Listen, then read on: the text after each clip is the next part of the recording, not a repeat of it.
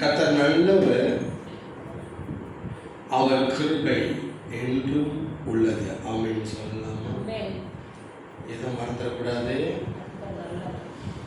கர்த்தர் நல்லவர், அவர் கிருபை என்றும் உள்ளது. அதை நம்ம மறந்துடக்கூடாது. கர்த்தர் நல்லவர். ஒரு விசுவாசிக்கு காட்ஸ் சென்ஸ் வேணும், காமன் சென்ஸும் வேணும். ஒரு விசுவாசி என்ன வேணும்? தேவ அறிவு வேணும், பொது அறிவு வேணும். எப்படி பேசணும், எப்படி பேசக்கூடாது, எப்படி நடக்கணும், எப்படி நடந்துக்க கூடாது, எதை சொல்லணும், எதை சொல்லக்கூடாது, எங்கே போகணும், எங்கே போகக்கூடாது, இந்நேரம் எதை பேசணும், இந்நேரம் எதை பேசக்கூடாது, இதெல்லாம் என்னது? Common sense. அவனுக்கு காமன் சென்ஸே இல்லை. காமன் சென்ஸே இல்லை அப்படின்னு சொல்லுவாங்க. சுவிட்ச் ஆஃப் பண்ணுங்க, சைலண்ட் மோட் போட்டு கொடு. காமன் சென்ஸே இல்லைன்னு சொல்லுவாங்க. அப்படி இருக்கக்கூடாது. காமன் சென்ஸ் விசுவாசிக்கு கண்டிப்பாக வேணும். அதோட எது வேணும்? மனுஷனா பிறந்தா காமன் சென்ஸ் கண்டிப்பாக இருக்கணும். ஒரு விசுவாசியா இருந்தா காட் சென்ஸ் கண்டிப்பாக இருக்கணும். சிம்பிள். நாம மனிதன், நம்ம மனுஷர், அதே இடத்துல பிலீவர்ஸ். சரிங்களா? என்ன சொன்னேன்? மனிதர்கள், அப்புறம் மேய்ப்பர்கள். என்ன சொன்னேன்? நாம ஒரு மனுஷர் அப்படின்னா, நாம மனுஷினா நம்மகிட்ட என்ன இருக்கணும்? கண்டிப்பா காமன் சென்ஸ் இருக்கணும், பொது அறிவு. இப்படி பேசக்கூடாது, இவர்கிட்ட பேசக்கூடாது, ஆம்பளையால் அதிகமாக இருக்கிறதுக்கு பொம்பளை போகக்கூடாது. Common sense.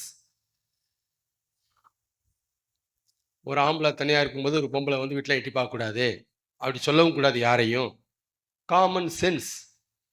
இதுவும் ஒரு மனுஷியாக இருந்தால் இந்த காமன் சென்ஸ் இருக்கணும். ஒரு விசுவாசியாக இருந்தால் காட் சென்ஸ் இருக்கணும். நாம மனுஷர், அதே நேரத்தில் பிலீவர்ஸ். அப்போனா நம்மகிட்ட ரெண்டுமே இருக்கணும். இதை விட பிரித்து எங்கே போதிப்பாங்கன்னு எனக்கு தெரியல. தெளிவாக போதிக்கிறார். மனுஷனா காமன் சென்ஸோட இரு, பிலீவர்ஸ்னா காட் சென்ஸோடையும் இரு. தெய்வ அறிவு நமக்கு வேணும். ஆமென் சொல்லுங்க. இயேசு கிறிஸ்து நாம் செய்த குற்றங்களை சுமந்தார். S R no? டிக் பண்ணுங்க. நாம் செய்த குற்றங்களை இயேசு கிறிஸ்து சுமந்தார். அவர் நம்முடைய பாவங்களை சுமந்தான் பைபிள் இருக்கா இல்லையா? அப்ப நம்முடைய பாவங்களை, தட் மீன்ஸ் குற்றங்களை, கிரைம், சுமந்தாரா இல்லையா? சுமந்தார். இயேசு கிறிஸ்து நம்முடைய குற்றங்களை மட்டும் இல்ல, அவர் செய்யாத குற்றங்களையும் சுமந்தார். தன் வாழ்க்கையில அவர் செய்யாத குற்றங்களையும் குற்றப்பழிகளையும் அவர் சுமந்தார். செய்யாத குற்றத்துக்கு தண்டனை. இஸ்ரவேல பைபிள் ஸ்கிரிப்சர்ல 2 பார்வை பார்க்கணும். அந்த சிலுவை சம்பவத்தை. அவர் செய்யாத குற்றத்தை அவர் மேல சுமத்தி சிலுவைக்கு அனுப்புனாங்க. ஆனா இயேசு கிறிஸ்து சிலுவையில நாம செஞ்ச குற்றத்தை சுமந்தாரு. கிளியரா? அவர் செய்யாத குற்றத்தை அவர் மேல சுமத்தி குற்றம் சாட்டி பிலாத்துக்கு முன்பாக இவரை சிலுவையில் அறையுங்க அப்படின்னு சொல்லி, இவர் செய்யாத குற்றத்தை சொல்லி குற்றப்படுத்தி குற்றமாக்கி குற்றவாளியாக்கி சிலுவையில் அறையிறதுக்கு அனுப்புனாங்க. ஆனா இயேசு கிறிஸ்து சிலுவையில நாம செய்த குற்றங்களை சுமந்தார். இந்த பார்வை உங்களுக்கு புரியுதுங்களா? அவர் அனுப்புனது ஒரு நோக்கம் மக்கள். ஆனா சிலுவையில சுமந்தது இன்னொரு நோக்கம் இயேசு. ஆமென். காலையில நம்ம என்ன பார்த்தோம்?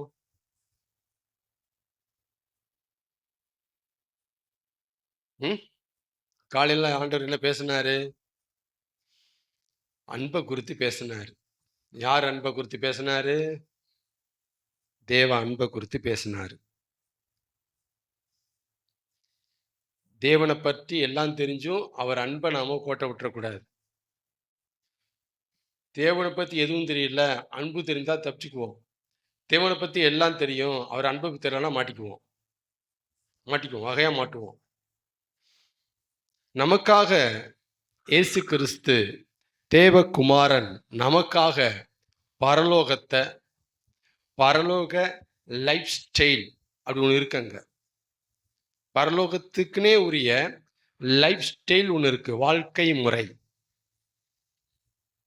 நமக்காக ஜீசஸ் பரலோகத்த தொறந்தாரு. பரலோக லைஃப் ஸ்டைலையும் தொறந்தாரு. தொறந்து நமக்காக ஜீசஸ் பூலோக லைஃப் ஸ்டைலை அக்செப்ட் பண்ணிக்கிட்டாரு. பரலோகத்தை திறந்து பூலோகத்தை ஏற்றுக்கொண்டார். பரலோக லைஃப் ஸ்டைலை திறந்து பூலோக லைஃப் ஸ்டைல அக்செப்ட் பண்ணார். பூலோக லைஃப் ஸ்டைல் என்ன?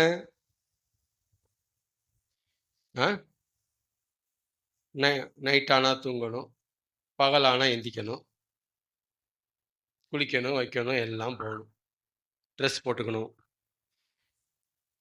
நடக்கணும், உட்காரணும், பசிக்கும், சாப்பிடணும், தவிக்கும், தண்ணி குடிக்கணும். இதுதான் பூலோக லைஃப் ஸ்டைல். போர் பிடிச்ச மனுஷங்க பேசுவாங்க, அதெல்லாம் காதில் வாங்கணும், இழுப்பாங்க, வம்புக்கு இழுப்பாங்க, சகிக்கணும். இதான் வந்து பூலோக லைஃப் ஸ்டைல். பரலோக லைஃப் ஸ்டைல் இப்படி இருக்காது. அப்ப நமக்காக பரலோகத்தை திறந்தார், நம்ம நம்புறோம், பேசுறோம். நமக்காக பரலோக லைஃப் ஸ்டைலையும் அவர் திறந்துட்டாரு, விட்டுட்டாரு. நமக்காக பூலோகத்தை அக்செப்ட் பண்ணார்னு ஏத்துக்கிட்டோம். ஆனா நமக்காக பூலோக ஸ்டைலையே அவர் அக்செப்ட் பண்ணிக்கிட்டார். லைஃப் ஸ்டைல் அக்செப்ட் பண்ணிக்கிட்டார். ஆனால் ரெண்டுமே எக்ஸ்ட்ரீமா இருக்கும். அது வேறையா இருக்கும், இது வேறையா இருக்கும். ஆனா தேவன் அக்செப்ட் பண்றாரு. சரிங்களா? அக்செப்ட் பண்ணி இப்பெல்லாம் ஜீசஸ் பண்ணி நிறைய நல்லதை செஞ்சிருந்தோம். இயேசு கிறிஸ்து கண் இல்லாதவனுக்கு கண்ணை கொடுத்து, காது கேட்காதவனுக்கு காதை கேட்க வச்சு, பேச முடியாதவனை பேச வச்சு, நடக்க முடியாதவனை நடக்க வச்சு, செத்து போனவனை எந்திக்க வச்சு,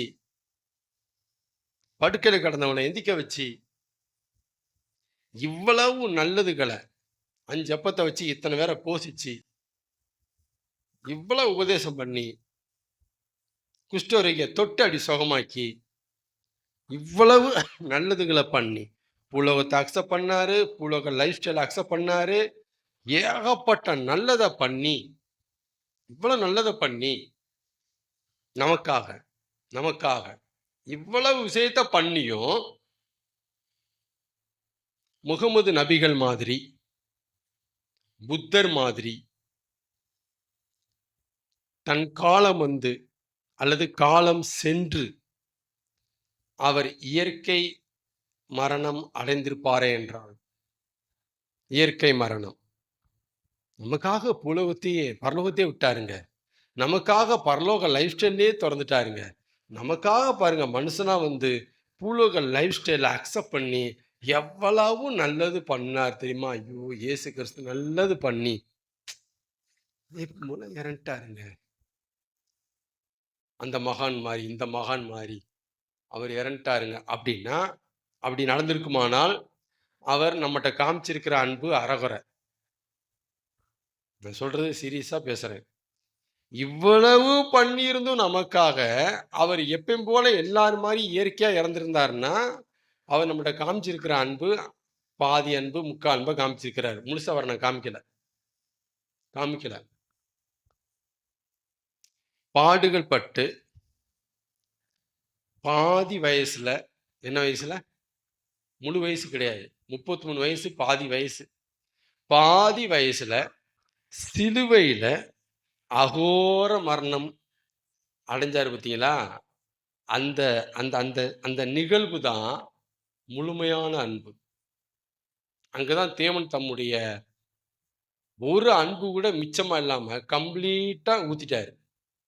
அவர்ட்ட பேலன்ஸே கிடையாது. பரலோகத்த தொறக்கும்போது அன்பு பேலன்ஸா இருந்துச்சு. பரலோக லைஃப் ஸ்டைல தொறக்கும்போது அன்பு பேலன்ஸா இருந்துச்சு. இவ்வளவு நல்லது செய்யும்போதும் அன்பு பேலன்ஸ் இருந்துச்சு அவர்ட்ட. எப்ப எல்லா பேலன்ஸே இல்லாம எல்லா அன்பையும் வெளிப்படுத்தினார், விளங்க பண்ணினார், ஊத்திட்டாரு, அன்ப காலி பண்ணினார்னா, சிலுவையில தான்.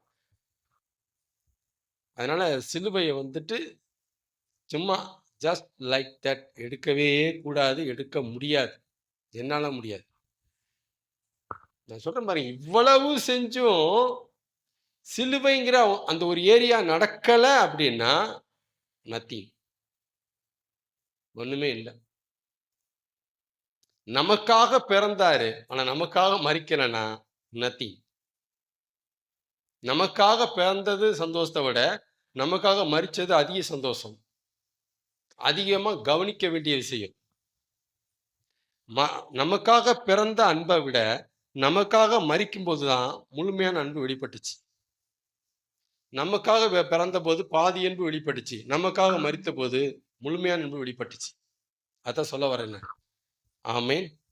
அப்ப தேவ அன்ப நாம புரிஞ்சுக்கணும். காலையில அதத்தான் பேசினாரு. இப்ப அதத்தான் பேசுறாரு. எதுக்காக பேசுறாருங்கிறது அவருக்கு தான் வெளிச்சம். கர்த்தர் நல்லவர்.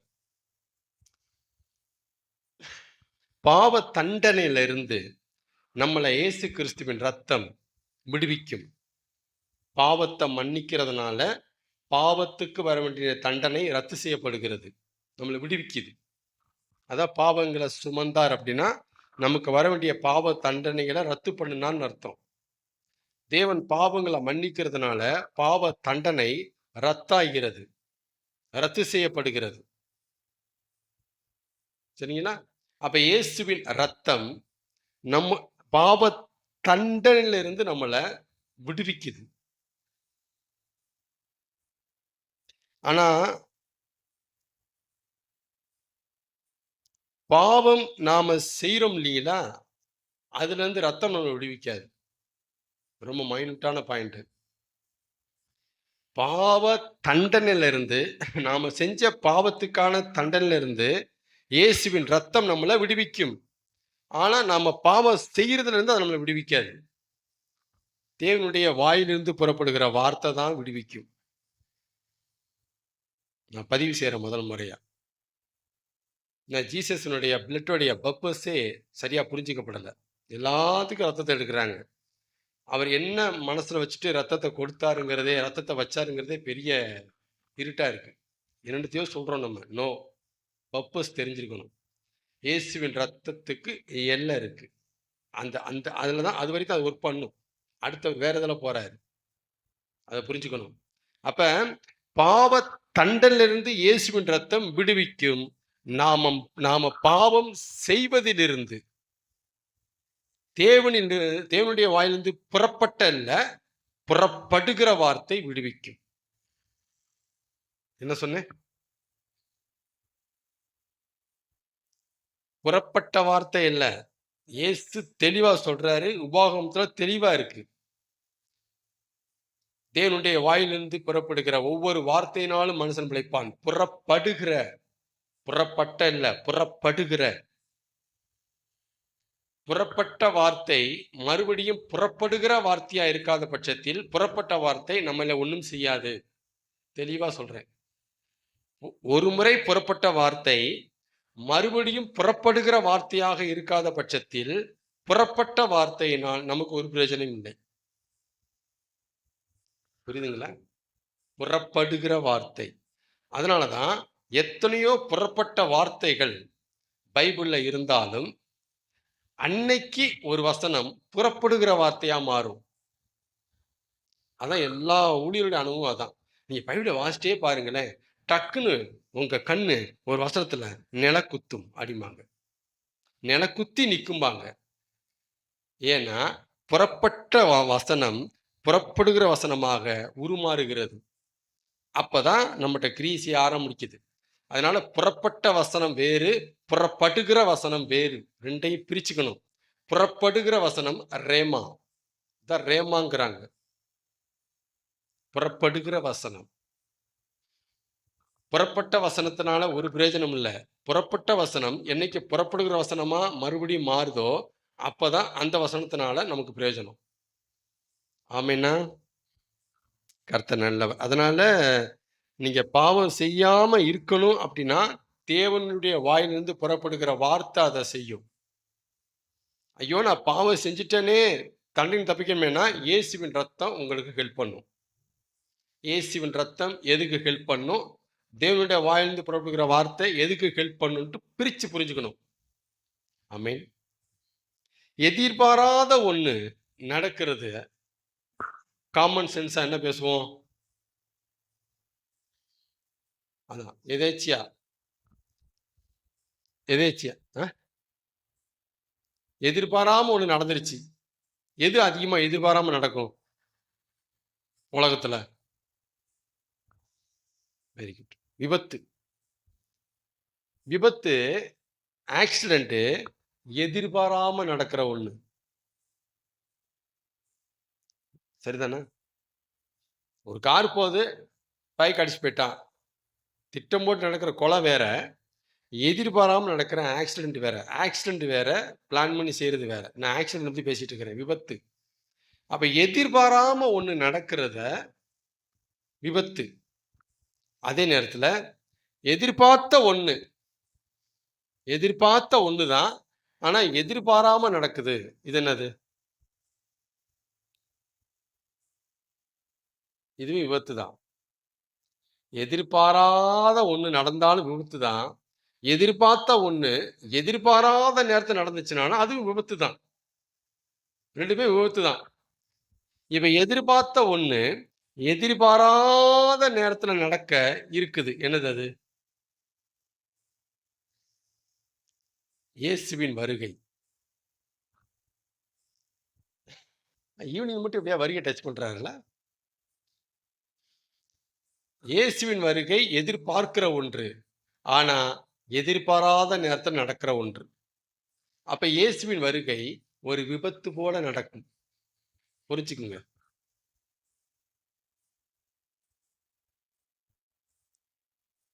ஆக்சிடென்ட் போல நடக்கும்.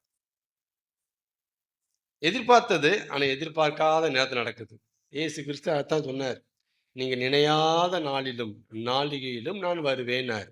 அப்ப இட் மீன்ஸ் ஆக்சிடென்ட். ஒரு விபத்து போல நடக்கும். டக்குன்னு நடக்கும். ஐயோ! வந்துட்டாரா? போயிட்டாங்களா? இப்படி நடக்கும். ஆமென்.